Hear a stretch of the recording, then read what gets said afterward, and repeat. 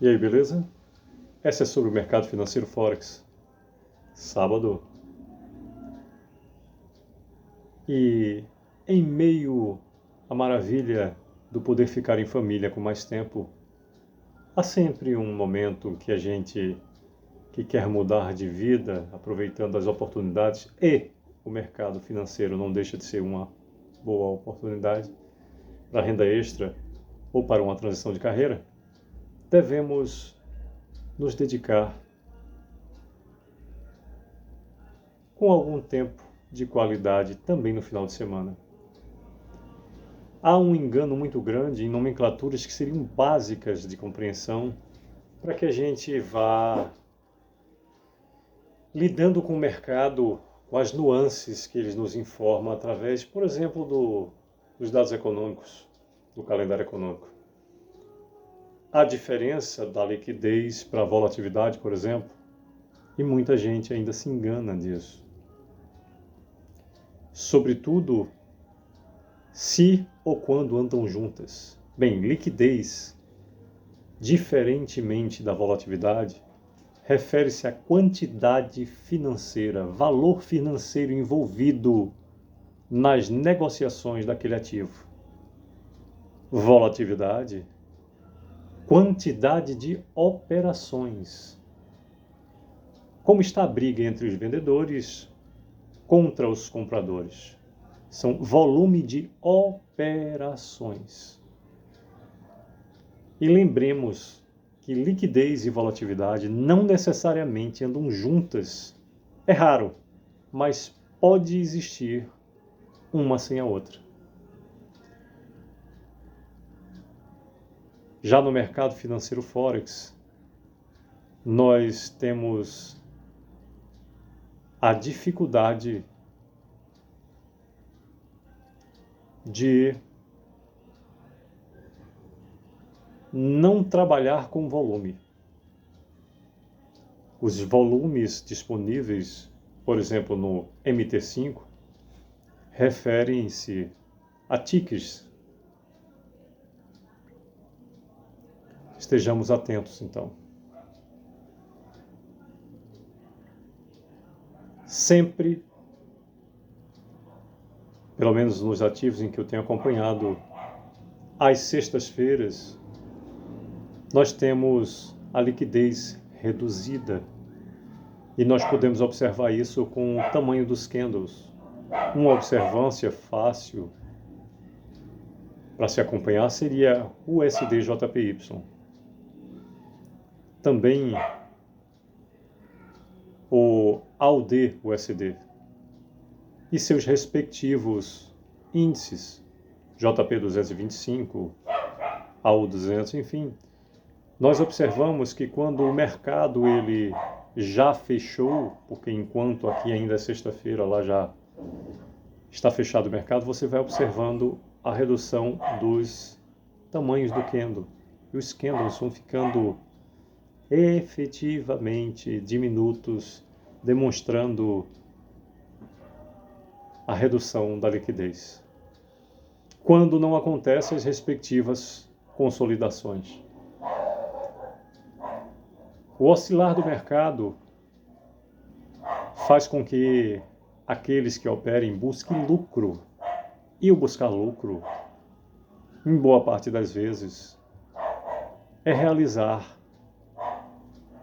E realizar as operações são fechá-las. Aquele que está passando, por exemplo, bom tempo vendido, ele vai encerrar as suas posições ali. E quando boa parte das pessoas que estão vendidos encerram as suas posições, ganha força a posição contrária. Aqueles que estão comprando verão o oscilar do preço subir. Simples assim. No mercado temos de vislumbrar as nossas ações com autoconfiança. E autoconfiança leva a uma postura. Para alguns é o contrário, a postura que leva à autoconfiança. Mas o que interessa nisso, efetivamente, é que quanto mais tempo de tela com responsabilidade objetiva você tiver, mais conhecedor do ativo você será e dos seus interins. Existem ativos que, quando chegam, por exemplo, numa análise por FIBO, todas as vezes em que ele sai de um limite da FIBO para o outro, ele passa, volta, devolve tudo, para depois continuar a seguir. Por exemplo, tem sido assim na Commodity Gold. Se ele está, por exemplo, em 38,2, ele toca na resistência dos 50 pontos, ele toca, passa e boa parte das vezes ele devolve para 38,2 para depois ele continuar a seguir novamente por 50, chegando a 61,8. Ele passa, captura a liquidez e volta. Interessante é observar, cada ativo tem uma postura. Se estamos falando de paridade de moedas, aí é que fica efetivamente claro. A análise técnica, ela pode ser análise técnica gráfica, mas ela pode e deve ser uma análise técnica macroeconômica. Por exemplo, tivemos recentemente, novamente, no Ien, uma figura dentro da análise gráfica que lançava uma projeção de compra no Ien que chegava a quase 200. Ora, o topo histórico fica em pouco acima de 150.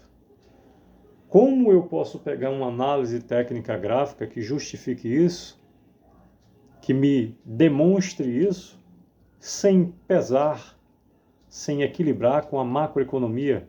Ora, estamos falando de uma moeda de um país.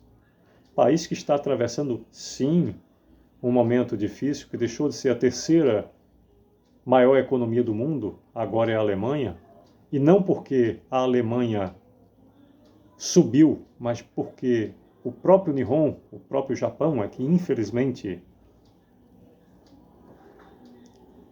passou por está atravessando essa circunstância que o joga do terceiro para o quarto lugar. Então, como eu posso projetar a moeda de um país com uma deferência, uma diferença tão grande, que me lance a não sei quantos pontos acima do seu teto histórico, do seu topo histórico? Ora, nós temos a região do euro-USD. Ora, nós sabemos, basta olhar no diário, no semanal, no mensal, e nós vamos ver que existe uma região justa do preço ali, dantes nunca navegada. Então, se uma figura de impulsão, por exemplo, me projetaria o euro a 1,80, por exemplo, eu não vou me esquecer da macroeconomia, que faz com que há uma representação ali que indique que o euro vá para uma situação nunca antes alcançada, quase dobrando o valor do dólar, coisa que nunca existiu. Pode ser que, por força do dólar, mais adiante, isso aconteça, mas é muito raro e seria quase uma presunção projetar isso nesse momento, ou uma inocência. Que possamos então estar atentos ao viés do mercado, lembrando que o gráfico é o rastro do preço. Como rastro deixado, pode ser avaliado, analisado e útil às nossas operações. Desejo que Deus nos abençoe, um ótimo final de semana e um excepcional pregão que se inicia amanhã. Que Deus continue a nos abençoar em toda esta semana. Sucesso!